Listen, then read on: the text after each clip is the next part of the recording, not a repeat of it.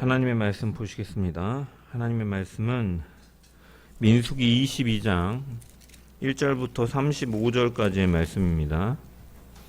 민수기 22장 1절부터 35절의 말씀입니다. 제가 하나님의 말씀을 봉독합니다. 이스라엘 자손이 또 길을 떠나 모압 평지에 진을 쳤으니 요단 건너편 곧 여리고 맞은편이더라. 십볼의 아들 발락이 이스라엘이 아모리인에게 행한 모든 일을 보았으므로 모압이 심히 두려워하였으니 이스라엘 백성이 많음으로 말미암아 모압이 이스라엘 자손 때문에 번민하더라. 미디안 장로들에게 이르되 이제 이 무리가 소가 밭의 풀을 뜯어먹음 같이 우리 사방에 있는 것을 다 뜯어먹으리로다 하니 그때 십볼의 아들 발락이 모압 왕이었더라. 그가 사신을 부올의 아들 발람의 고향인 강가 부돌에 보내어 발람을 부르게 하여 이르되 보라, 한 민족이 애굽에서 나왔는데 그들이 지면에 덮어서 우리 맞은편에 거주하였고 우리보다 강하니 청하건대 와서 나를 위하여 이 백성을 저주하라. 내가 혹 그들을 쳐서 이겨 이 땅에서 몰아내리라. 그대가 복을 비는 자는 복을 받고 저주하는 자는 저주를 받을 줄을 내가 알미니라. 모압 장로들과 미디안 장로들이 손에 복채를 가지고 떠나 발람에게 이르러 발락의 말을 그에게 전하매 발람이 그들에게 이르되 이 밤에 여기서 유숙하라. 여호와께서 내게 이르시는 대로 너희에게 대답하리라. 모압 귀족들이 발람에게서 유숙하니라. 하나님이 발람에게 임하여 말씀하시되 너와 함께 있는 이 사람들이 누구냐? 발람이 하나님께 아뢰되 모압 왕 십볼의 아들 발락이 내게 보낸 자들이니이다. 이르기를 보라, 애굽에서 나온 민족이 지면에 덮였으니 이제 와서 나를 위하여 그들을 저주하라. 내가 혹 그들을 쳐서 몰아낼 수 있으리라 하나이다. 하나님이 발람에게 이르시되 너는 그들과 함께 가지도 말고 그 백성을 저주하지도 말라. 그들은 복을 받은 자들이니라. 발람이 아침에 일어나서 발락의 귀족들에게 이르되 너희는 너희의 땅으로 돌아가라. 여호와께서 내가 너희와 함께 가기를 허락하지 아니하시느니라. 모압 귀족이 일어나 발락에게로 가서 전하되 발람이 우리와 함께 오기를 거절하더이다. 발락이 다시 그들보다 더 높은 고관들을 더 많이 보내매 그들이 발람에게로 나아가서 그에게 이르되 십볼의 아들 발락의 말씀에 청하건대 아무 것에도 거리끼지 말고 내게로 오라. 내가 그대를 높여 크게 존귀하게 하고 그대가 내게 말하는 것은 무엇이든지 시행하리니 청하건대 와서 나를 위하여 이 백성을 저주하라 하시더이다.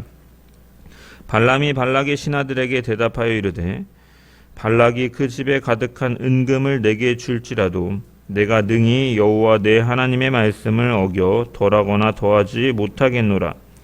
그런즉 이제 너희도 이 밤에 여기서 유숙하라. 여호와께서 내게 무슨 말씀을 더하실는지 알아보리라.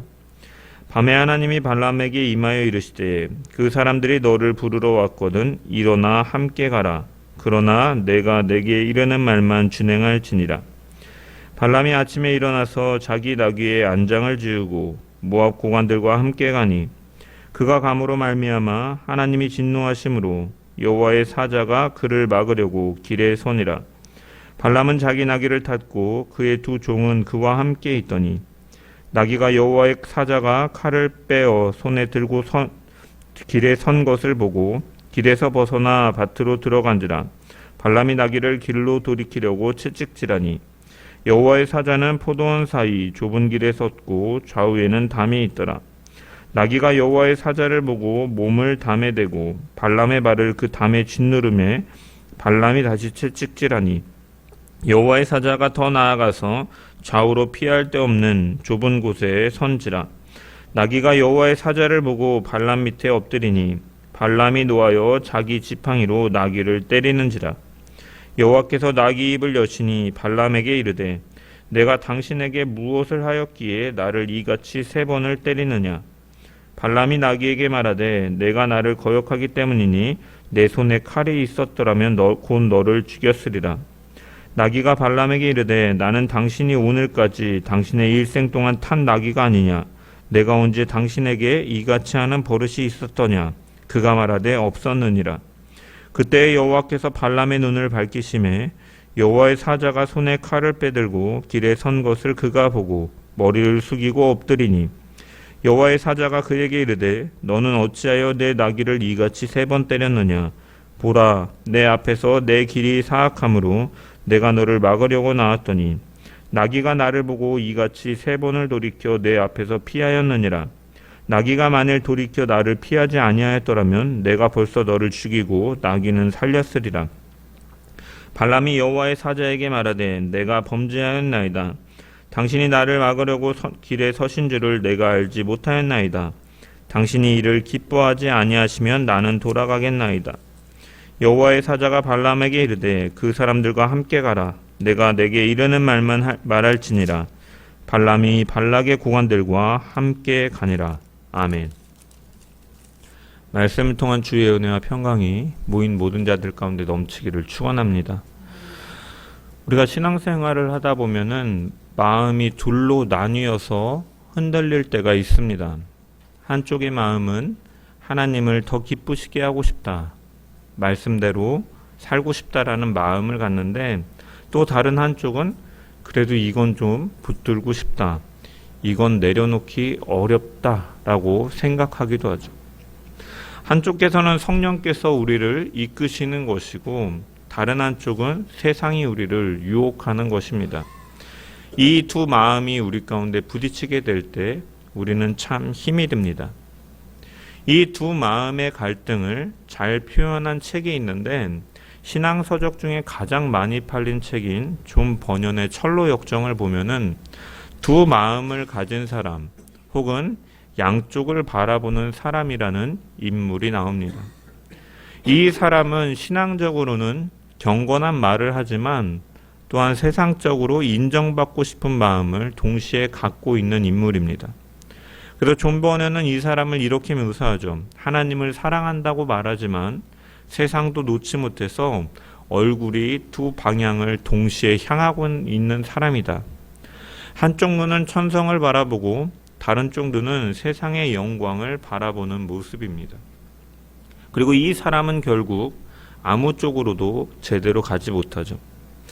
하나님에 대한 전적인 헌신과 세상에 대한 미련 사이에서 갈등을 보여주면서 양쪽 모두를 취하려고 하는 태도 때문에 결국 순례의 길을 제대로 나아갈 수 없게 만든다라는 것이죠. 그런데 이런 모습이 우리 안에도 종종 나타나는 것이죠. 하나님께 순종하고는 싶지만 내 욕망은 버리기는 싫고 십자가를 지고 싶긴 하지만 세상에서 인정받고 싶은 마음이 있고 하나님의 뜻을 따르고 싶지만 또한 내가 계획해둔 것도 포기하고 싶지 않은 그러한 마음들. 그래서 마음이 자꾸 양쪽으로 기울여지면서 흔들리는 것입니다. 그런데 이 두 마음이 계속 우리를 지배하고 있으면 결국 우리는 신앙인의 모습과 말은 할 수 있어도 실제로는 세속적인 그 이득 앞에서 결국 넘어지고 말게 되는 것이죠. 그리고 더 심각한 것은 이 두 마음은 우리를 아주 위험한 길로 인도한다라는 것입니다. 오늘 본문에 나오는 발람이 바로 그 사실을 보여주는 사람인 것이죠. 그는 하나님께 묻기도 하고 하나님의 이름을 부르기도 하지만 그 마음속에는 하나님이 주인이 아니라 자신의 욕망이 주인인 사람이죠. 그는 하나님도 붙잡고는 싶지만 세상의 부귀영화를 놓치고 싶지 않은 사람, 그야말로 두 마음을 가진 대표적인 사람인 것입니다. 결국 발람은 그 두 마음 때문에 하나님의 뜻에 벗어나서 위험한 길로 가게 되는 것이죠. 오늘 우리는 이 말씀을 통해서 우리 안에 있는 두 마음의 실체를 좀 더 깊게 바라보고 하나님께서 왜 이 두 마음을 경고하시는지 그리고 어떻게 그 길에서 돌이켜야 하는지를 깨닫는 시간 되기를 소망합니다. 이제 본문으로 돌아가서 이스라엘 백성들은 가나안을 향한 그 마지막 여정에서 이제 두 번의 큰 전쟁을 치르는 것을 우리가 지난주에 살펴봤는데 바로 아모리 왕 시온과 바산 왕 옥과의 전투를 경험합니다. 이 두 왕은 요단 동편을 지배하던 강력한 세력들이었고, 특히 바산한 옥은 고대 기록에 거인족의 마지막 왕이다라고 불릴 만큼 고대 근동 세계에서 강력한 왕이었기 때문에 두려움의 대상이었습니다. 이스라엘은 이 두 왕을 단숨에 무너뜨립니다.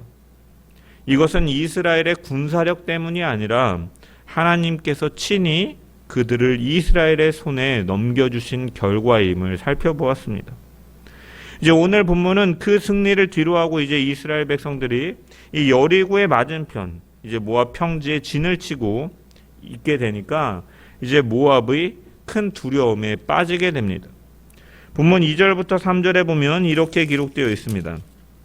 십볼의 아들 발락이 이스라엘이 아모리인에게 행한 모든 일을 보았으므로 모압이 심히 두려워하였으니 이스라엘 백성이 많음으로 말미암아 모압이 이스라엘 자손 때문에 번민하더라라고 기록되어 있죠.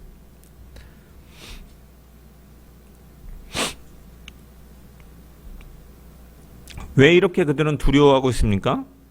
3절에 밝히고 있는 것처럼 이스라엘의 수가 하나님의 축복 속에서 상당히 많았고, 또한 그들은 시온과 옥이라는 두 거대한 세력의 왕을 제압했고, 또한 그 전쟁을 통해서 드러나는 것은 그 승리 뒤에 눈에 보이지 않는 신적인 힘이 작용하고 있다라는 생각이 발락에게 있기 때문인 것이죠. 왜냐, 당시 고대 근동 사람들은 이 전쟁을 이제 신들의 전쟁으로 이해했습니다. 우리가 출애굽기를 강의할 때 말씀드렸던 것처럼 하나님께서 애굽 땅에 이제 10가지 재앙을 행하시는데, 그 10가지 재앙은 사실 그 이집트 사람들이 섬기던 우상과 관련이 되어 있는 것들이고, 하나님께서는 그것을 사용하시거나 그것을 치심으로 하나님만이 유일한 참신이심을 드러낸 것이죠. 단순히 10가지 재앙만을 행하신 것이 아니라 그 신들은 다 가짜이고 피조물에 불과하고 거짓된 것이고, 오직 살아있는 참신은 하나님이시다라는 사실이 10가지 재앙을 통해 드러나는 것이죠. 그래서 마찬가지로 발락도 그 전쟁을 보면서 이렇게 생각하는 것이죠.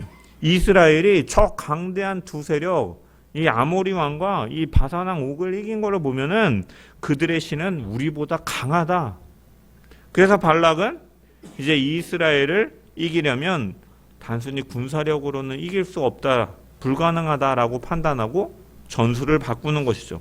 그래서 이제 무엇을 가지고 행하려 합니까? 바로 영적인 공격, 저주를 통해서 이스라엘을 꺾으려고 하는 것이죠. 그래서 그 생각이 6절에 아주 잘 드러나는 것이죠. 그대가 복을 비는 자는 복을 받고 저주하는 자는 저주를 받을 줄을 내가 알미니라. 즉 발락도 그 신적인 힘을 자신이 동원해야만 이스라엘을 상대할 수 있다라고 보고 저주함을 통해서 그것을 이기려고 하는 것이죠. 그래서 당시의 지역에서 유명하던 예언가였던 부올의 아들 발람을 불러오려고 하는 것입니다. 그래서 5절에 보면 그가 사신을 부올의 아들 발람의 고향인 강가 부돌에 보내어 발람을 부르게 하여라고 기록되어 있죠. 여기에 언급되는 부돌은 유프라테스 강 근처의 시리아 북부 지역입니다. 그곳은 이방 종교와 점술 문화가 활발하게 있던 지역이고, 실제로 요르단의 그 데이르 알라라는 이 고대 유적지에서 이 주전 8세기의 비문이 하나 발견되는데, 그 비문의 서문에는 뭐라고 기록되냐면 신들의 예언자 부올의 아들 발람이라는 문구가 시작된다라고 그래요. 그래서 성경학자들은 이 인물이 바로 민수기에 등장하는 발람과 동일인이다라고 해석하는 것이죠. 그래서 이것을 통해서 발람이라는 인물은 상상 속 인물이 아니라 고대 근동 세계에서 실제로 신들과 소통하는 예언가, 점술가로 잘 알려진 인물이었음을 알 수가 있는 것이죠. 그리고 그는 이 부돌이라는 곳, 이방 종교와 점술 문화가 활발한 곳에서 그 예언가로서 활동하는 자로 당시 이스라엘의 하나님을 섬기던 선지자 예언자가 아니라 당시의 온갖 신들과 접촉하는 종교적인 인물, 이방 술사였음을 우리는 알 수가 있는 것이죠. 그래서 발락은 이스라엘 뒤에 강력한 신의 후원이 있다라고 생각을 하니까 이제 자신에게도 그런 신적인 존재가 필요하다라고 판단해서 이 발람을 불려오려고 하는 것이죠. 그래서 7절에 보면 사신들에게 이제 복채를 가지고 발람에게 보냅니다. 모압 장로들과 미디안 장로들의 손에 복채를 가지고 떠나 발람에게 이르러 발락의 말을 그에게 전하매. 그래서 발람은 이 발락의 사신들이 복채를 가지고 찾아오니까 이제 그들에게 이렇게 말하죠. 8절에 보면은 발람이 그들에게 이르되 이 밤에 여기서 유숙하라. 여호와께서 내게 이르는 대로 너희에게 대답하리라 라고 말합니다. 이 발람의 말만 보면 이 발람은 하나님을 섬기는 사람처럼 보이죠. 하지만 성경은 발람에 대해서 그렇게 말씀하지 않습니다. 거짓 선지자, 탐욕의 상징으로 규정하고 있죠. 베드로후서 2장 15절에 보면 이 배교하는 사람들을 향해서 그들이 바른 길을 떠나 미혹되어 부올의 아들 발람의 길을 따르는도다. 그는 불의의 싹스를 사랑하다가 자기의 불법으로 말미암아 책망을 받았다라고 말씀하죠. 곧 발람은 불의의 싹스를 사랑한 사람이다라고 말씀하고 있는 거예요. 또한 유다서 1장 11절에 보면 화 있을진저 이 사람들이여 가인의 길에 행하였으며 삭스를 위하여 발람의 어그러진 길로 몰려갔으며 라고 말을 합니다.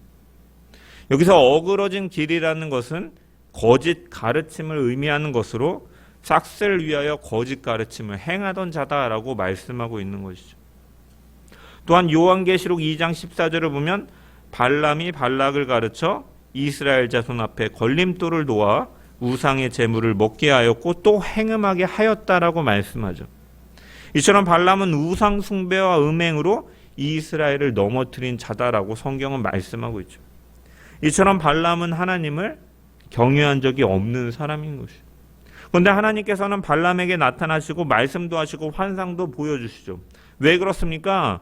이것은 그가 하나님의 백성이었기 때문이 아니라 하나님께서는 하나님의 목적인 언약 백성을 보호하시기 위해서 악인까지도 사용하시는 섭리적인 일반 은총 속의 역사였기 때문에 하나님께서는 발람에게 이스라엘 백성들을 저주하지 말라라고 말씀하시고 나타내시는 것이죠.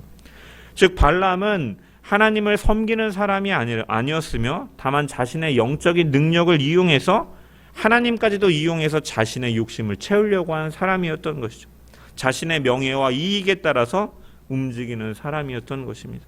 하지만 그러나 입술로는 하나님의 뜻을 따르겠다라고 말하고 그 마음은 이미 다른 계산을 하고 있는 자였던 거죠. 겉으로는 여호와의 뜻을 묻겠다라고 말하지만 속으로는 이 일에 대한 대가와 명예는 어떻게 될까 계산하는 사람. 그래서 하나님께서는 그에게 분명히 말씀하시죠. 12절에 보면은 하나님이 발람에게 이르시되 너는 그들과 함께 가지도 말고 그 백성을 저주하지도 말라. 그들은 복을 받은 자들이니라 라고 말씀합니다. 하나님의 말씀은 이처럼 명확했고 더 이상 물을 필요도 없었고 그렇기 때문에 그 자리에서 종결시켜야 되는 일이었던 것이죠. 하지만 발람은 마음을 접지 못합니다. 왜냐하면 그의 마음 깊은 곳에는 세상의 유익이 여전히 자리 잡고 있기 때문이었던 것이죠. 그래서 여기서 우리는 두 마음의 특징이 분명하게 드러나는 것이죠. 두 마음의 특징은 하나님의 뜻을 알고도 계속 흔들리는 것이고 하나님의 뜻이 들려도 그 뜻을 따라가는데 망설임이 생기게 되는 것이죠. 우리에게 두 마음이 자꾸 생긴다는 것은 우리가 하나님이 아닌 다른 것을 쫓으려고 하는 마음이다라는 거예요. 공평하게 이것도 쫓고 저것도 쫓는 것이 아니라 사실은 그 안에 이미 두 마음을 갖고 있다는 것은 이미 하나님을 떠난 것과 다를 바 없는 것이죠. 그래서 두 번째로 이 발람이 이제 처음에는 거절하니까 두 번째로 더 높은 고관들과 더 큰 약속을 들고 이제 발락이 보내고 그 사람들이 오니까 발람은 또다시 하나님께 묻는 것이죠. 19절에 보면 그런즉 이제 너희도 이 밤에 여기서 유숙하라. 여호와께서 내게 무슨 말씀을 더하실는지 알아보리라. 이미 답은 명확하게 주어졌는데 다시 묻고 있는 것이죠. 그 이유는 무엇입니까? 한 가지입니다. 하나님의 뜻은 들었지만 그 뜻을 받아들이고 싶은 마음이 없기 때문인 것이죠. 이것이 바로 사실 두 마음의 실체다라는 것이에요. 겉으로는 하나님을 말하지만 속으로는 내 욕망을 붙들고 있는 마음, 표면적으로는 순종하는 척하지만 실제로는 하나님을 이용하려고 하는 마음, 이 두 마음은 결국 사람을 위험으로 끌고 가는 두 마음인 것이죠. 그리고 발람이 이 길을 들어서고 있는 것입니다. 사랑하는 성도 여러분, 우리도 이런 두 마음의 순간을 겪을 때가 있죠. 하나님의 뜻을 분명히 알지만 조금만 더 생각해 보겠습니다 하고 미루는 마음이 생길 때가 있고, 하나님께서 아니다라고 말씀하시는데 그래도 하고 싶다라는 마음으로 고집 부릴 때가 있고, 겉으로는 경건한 척하지만 속에서는 내 욕망을 놓지 못하는 마음이 생길 때가 있는 것이죠. 두 마음은 이렇게 작동하는 것입니다. 그리고 이 두 마음이 쌓이면 반드시 하나님의 뜻 앞에서 흔들리게 되는 것이죠. 신앙의 방향을 흐리게 하고 하나님의 뜻을 들었어도 따라가지 못하도록 만드는 것입니다. 그러므로 우리는 한 가지를 마음에 새겨야 됩니다. 우리의 신앙은 단순히 보이는 전쟁만이 있는 것이 아니라 보이지 않는 자리에서 우리의 마음을 흔드는 영적 전쟁이 있다라는 것이죠. 그래서 하나님께서는 우리의 마음이 그분께로만 향하기를 원하시고 세상의 유혹에 기울어져 위험한 길로 들어서지 않기를 원하시고 계신 것이죠. 그래서 우리는 말씀과 다른 마음이 생겨나려고 할 때, 세상을 향하려는 마음이 생기려고 할 때 하나님의 도우심을 구하며 말씀 앞에 순종함을 통하여 하나님을 향한 온전한 마음으로 살아가는 주의 백성들 되기를 주님의 이름으로 간절히 축원합니다. 발람은 하나님께서 가지 말라고 분명히 말씀하셨음에도 두 마음 때문에 끝내 포기하지 못하고 19절에 하나님의 뜻을 더 들어보겠다라고 말합니다. 그리고 그 마음 안에는 이미 세상적인 보상과 명예에 대한 욕심이 자리 잡고 있는 상태였던 것이죠. 그래서 이미 답을 들었음에도 불구하고 그래서 하나님께 또다시 물은 것이죠. 그래서 그러자 하나님께서는 20절에 뭐라고 말씀하십니까? 그 사람들이 너를 부르러 왔거든 일어나 함께 가라. 이 말씀을 보면 하나님께서 태도를 바꾸신 것처럼 보이죠. 가지 말라 하시다가 가라 하는 것처럼 보이기 때문에. 하지만 이것은 사실은 하나님께서 네가 원하는 대로 해라 라고 그의 욕망을 인정하고 계신 것이 아니라 분명히 말씀하셨고 분명히 들리게 하셨지만 돌아서지 않는 완악한 마음을 더 이상 막지 않으시고 그 마음이 선택한 길로 스스로 가게끔 내버려 두시는 유기, 일종의 심판적인 허용인 것이죠. 그래서 발람은 이미 마음을 굳혀서 가고 싶다라는 욕망을 포기하지 못하고 있었고 하나님께서 붙잡아도 경고해도 의미를 설명해도 돌아서지 않는 마음이었던 것이고, 그렇기 때문에 하나님께서는 이 심판적인 허용, 이 유기 속에서 이렇게 말씀하신 것이죠. 내가 그렇게 원한다면 가보아라. 그러나 너의 입술에서는 내가 허락한 말만 나올 것이다. 즉 네 욕망대로 가도록 허용하되 이스라엘을 저주하는 것은 절대로 허용하지 않겠다 라는 의미인 것이죠. 이것은 발람에게 주신 허가가 아니라 이스라엘을 보호하기 위한 하나님의 언약적 통치임을 보여주는 것이죠. 발람은 가고 싶어서 안달이 났지만 하나님은 그를 완전히 풀어놓지 않으시고 그의 입술과 걸음을 통제하심을 통해서 모든 저주의 그 시도를 원천 봉쇄하고 계신 것이죠. 여기서 우리가 꼭 짚어야 될 매우 중요한 사실이 하나가 있죠. 이 상황 속에서 이스라엘은 이 상황을 알고 있습니까? 알지 못합니까? 자신들을 향한 저주가 준비되고 있다, 진행되고 있다라는 사실을 이스라엘 백성들은 전혀 알지 못하는 상황이다라는 거죠. 그들은 모압 평지에서 장막을 치고 장막을 정리하고 식사를 준비하고 부모는 아이들을 챙기고 제사장들은 회막을 관리하면서 그저 평범한 하루를 보내고 있는 시간들이었습니다. 이스라엘의 시야에는 발락도 발람도 저주도 음모도 들어오고 있지 않은 상황이죠. 그러나 그들의 눈에 보이지 않는 자리에서 모압 왕 발락은 저주를 준비하고 발람은 그 저주의 도구가 되기 위해서 길을 나서고 준비하고 있는 것이죠. 하지만 이스라엘 백성들이 알지 못하는 그 시점에도 하나님은 이미 그들의 삶을 감싸고 계신다라는 사실이죠.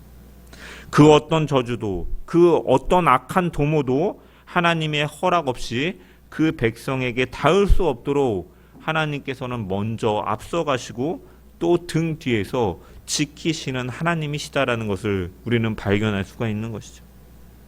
이제 성경은 하나님께서 어떻게 막으시는지를 아주 생생한 장면으로 보여주는데 22절을 보면 이제 발람이 발락에게 가려고 길을 나서는데 하나님께서는 여호와의 사자를 보내셔서 칼을 들고 그의 앞에 서게 하시는 것이죠. 그러나 발람은 이것을 전혀 보지 못하고 있습니다. 바로 앞에 여호와의 사자가 칼을 들고 서 있지만 발람은 아무것도 느끼지 못하는 것이죠. 왜 그렇습니까? 발람에게는 이미 욕망이 사로잡고 있기 때문인 것이죠.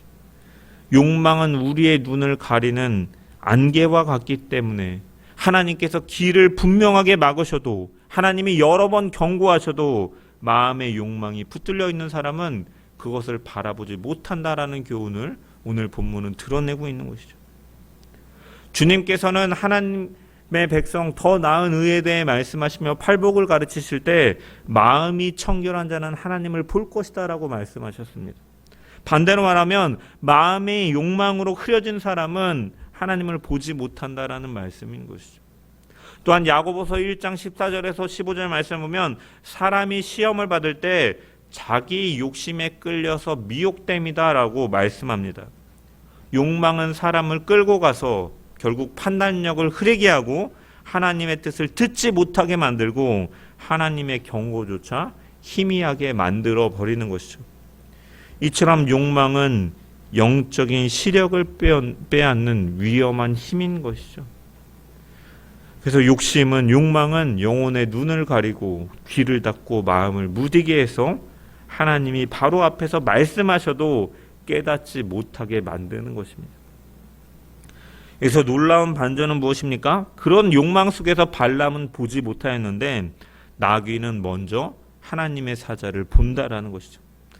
그래서 한 번은 밭으로 뛰어들어가고 한 번은 그 칼을 피하기 위해서 벽에 발람의 발이 비벼질 정도로 해서 비켜서 지나가 발람의 발을 다치게도 하고 마지막은 아예 땅에 엎드려 움직이지 않는 것이죠. 발람은 이유도 모른 채 이 나귀를 그래서 때리지만 사실은 나귀는 발람을 죽음의 자리에서 살리고 있는 것이죠. 하나님은 그리고 그런 그에게 말씀하십니다. 32절에 보면은 내 길이 사악함으로 내가 너를 막으려고 나왔다 라고 말씀하시죠. 이 나귀와 발람의 이야기에서 보여주는 것은 무엇입니까? 욕망은 사람을 짐승보다도 못하게 만든다라는 사실을 보여주는 거예요. 발람은 당시의 사람들에게 어떠한 존재였습니까? 신과 소통하는 사람으로 여겨지던 존재였지만 그의 입술은 하나님의 이름을 부르고 그의 직책은 영적인 권위를 상징하는 것이었지만 그의 마음 안에 욕망이 자리 잡게 되니까 그 모든 직분과 지식이 무너지고 있는 것이죠. 하나님의 사자가 바로 앞에 있어도 칼을 들고 있어도 보지 못하고 나귀가 보는 것도 보지 못하는 것이죠. 결국 성경은 사람이 욕심에 사로잡히게 되면, 욕망에 사로잡히게 되면 짐승보다 더 둔해질 수 있다는 것을 희화하며 표현하는 것이죠. 지식이나 직분이나 경력이 문제가 아니라 마음이 어디로 향하고 있느냐가 그 시력을 결정한다라는 것이죠. 그래서 욕망은 이처럼 선지자 예언자의 눈도 가려버리는 것이고, 그래서 그 막으심조차 방해로 느껴지는, 장애물로 여겨지는 위험한 상태로 되는 것이죠. 반면에 나귀는 다르죠. 나귀는 비록 짐승이지만 하나님의 사자를 보는 순간 곧바로 반응하고 있죠. 한 번은 밭으로 몸을 피했고 한 번은 발람의 발을 벽에 비비며 방향을 바꾸고 마지막에는 아예 엎드려 움직이기를 거부하고 있죠. 왜 그렇습니까? 앞에 죽음이 기다리고 있는 것을 분명히 보았기 때문에, 하나님의 뜻을 분명히 보았기 때문에 본대로 반응하고 본대로 움직이고 있는 것이죠. 그런데 발람은 이 나귀의 행동을 불순종으로, 고집으로 보았고 말 안 듣는 행동으로 혼내었던 것이죠. 하지만 진짜 고집이 누구에게 있었느냐라고 하나님께서는 말씀 통해 보여주시는 거죠. 나귀는 하나님 앞에, 하나님의 막으심 앞에 멈추는 지혜가 있었지만 오히려 발람은 보지 못했고 보지 못하니 순종하지 않는 불순종한 지혜 없는 자의 모습으로 나타나고 있는 것이죠. 그리고 이 장면이 우리에게 주는 메시지는 분명합니다. 하나님의 뜻하심을 볼 수 있는 자가 참으로 복된 자다라는 것이죠. 하나님의 뜻을 깨닫고 그 뜻대로 순종하는 자가 바로 복된 자다라는 것입니다. 하나님은 사람의 잘못된 길을 막으시는 분이시죠. 심판적인 허용 속에서 가라고 말씀하셨지만 그 가운데서도 하나님은 막으시기 위해서 그 길을, 그 욕망에 사로잡힌 사람을 막으려고 하시는 분이신 것이죠. 그러므로 우리는 이 세상의 욕심에 사로잡혀서 하나님의 뜻을 끝끝내 외면한 채 하나님으로부터 멀어지는 사람이 아니라 하나님의 뜻 앞에 즉각적으로 순종하는 복된 자들 되기를 주의 이름으로 간절히 축원합니다. 그리고 오늘 본문의 장면에서 우리는 하나님의 보호하심을 분명하게 발견할 수 있는 것이죠. 하나님께서, 이 본문은 단순히 발람의 영적인 둔함만을 보여주는 것이 아니라 하나님께서 어떻게 자기 백성을 지키시는가를 분명하게 교훈하여 주고 있죠. 발람이 보지 못한 자리에서 하나님께서는 그 자리에 막고 계셨고, 나귀는 반응하고 있었고, 저주는 출발하기도 전에 이미 멈춰주고 있는 상황. 이스라엘은 이 장면을 전혀 모르고 있었지만 하나님은 보이지 않는 곳에서 이미 그들을 지키시고 계신 하나님을 보여주는 거죠. 이것이 바로 언약 백성을 보호하시는 하나님의 방식인 것입니다. 우리는 눈앞에 펼쳐진 일들만을 바라보면서 하나님이 나와 함께 하시는가, 하나님이 진정 나를 도우시는가 하지만 하나님은 이미 우리가 보지 못하는 곳에서도 수많은 일들을 막으시고 우리가 알기 전에 길을 치우시기도 하시고 우리가 보기 전에 위험을 제거하기도 하시고 악한 계획이 시작되기도 전에 그 길을 꺾어버리시며 우리가 기도하기 전에 이미 응답을 준비하고 계신 분이 바로 언약의 하나님이신 줄 믿습니다. 이것이 바로 은혜입니다. 이것이 구원의 하나님이 주시는 보이지 않는 보호의 은혜인 것이죠. 그래서 오늘도 우리는 고백할 수가 있는 것이죠. 하나님은 나의 방패시오, 나의 산성이시오, 나의 앞뒤를 둘러싸시는 분이시다. 그분의 손길이 있기에 우리는 넘어지지 않고 눈에 보이지 않는 전쟁에서 승리하며 나아갈 수 있는 줄 믿습니다. 말씀을 마무리합니다. 오늘 우리는 발람을 통해서 두 마음이 얼마나 위험한지에 대해서, 그리고 두 마음이 어떻게 사람을 하나님의 뜻과 정반대의 방향으로 끌고 가는지를 우리가 살펴보았죠. 발람은 하나님께 묻기도 했습니다. 하나님의 이름도 불렀습니다. 입술로는 여호와의 뜻을 듣겠다라고 했습니다. 하지만 마음 깊은 곳에서 이 일로 내가 얻는 이익이 무엇일까? 얼마나 이름을 날릴 수 있을까 하는 욕망이 그를 자리 잡고 있었던 것이죠. 그 두 마음 때문에 이미 들은 하나님의 뜻을 다시 묻고 분명히 가지 말라라는 말씀 앞에서도 망설이고 나중에는 하나님의 막으심조차 보지 못하게 되었습니다. 사랑하는 성도 여러분, 우리 안에도 이러한 두 마음의 흔들림이 있지는 않습니까? 하나님이 기뻐하시지 않는 길인 줄 아는데도 조금만 더 생각해 보겠습니다 하며 미루는 마음, 말씀에서는 분명히 아니다라고 하시는데 그래도 한 번은 해보고 싶다라고 하는 마음, 겉으로는 주님 주님 부르면서도 속으로는 여전히 내려놓지 못하는 욕망을 품고 있는 마음, 이것이 바로 성경이 경고하고 있는 두 마음인 것이죠. 성경은 야고보서 1장 8절에 두 마음을 품은 자는 모든 일에 정함이 없다라고 말씀합니다. 방향이 흐려지고 분별력이 무너지고 결국 하나님이 막으시는 자리까지 밀리게 되는 것이죠. 혹 우리 가운데 그러한 모습이 있다면 오늘 이 말씀을 통해서 멈추고 하나님께로 돌아가야 될 줄 믿습니다. 하나님께서 발람의 길에 서서 내 길이 사악함으로 내가 너를 막으려 나왔노라 라고 말씀하시는 것처럼 우리 인생에서도 하나님께서 막으시는 순간이 있다라는 것이죠. 그때 우리는 점검해야 되는 것입니다. 이미 하나님의 뜻이 분명한데도 계속 붙잡고 있는 것은 없는지, 하나님이 놓아라 하셨는데도 놓지 못하는 집착은 없는지, 이 정도는 괜찮겠지 하면서 합리화하는 죄는 없는지, 이 말씀 앞에 멈추고 돌이키는 주의 백성들 되기를 주의 이름으로 간절히 축원합니다. 또한 우리가 설 수 있는 이유는 우리의 마음이 언제나 완벽해서가 아니라 두 마음을 가진 우리를 끝까지 붙들고 지키시는 하나님 때문인 줄 믿습니다. 이스라엘이 저주가 다가오는지 모르는 상황 속에서 하나님은 이미 그들의 등 뒤에서 그 저주의 길을 막고 계셨던 것처럼 우리가 알지 못하는 많은 순간에도 하나님은 우리를 위해 막으시고 돌리시고 지키시고 보호하고 계신 줄 믿습니다.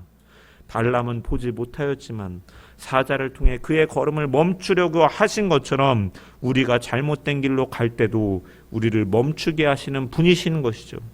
그 하나님을 신뢰하고 두 마음에서 돌이켜서 주님, 제 마음이 주께로만 향하기를 원합니다. 이 고백을 드리는 우리의 삶 되기를 주님의 이름으로 간절히 축원합니다.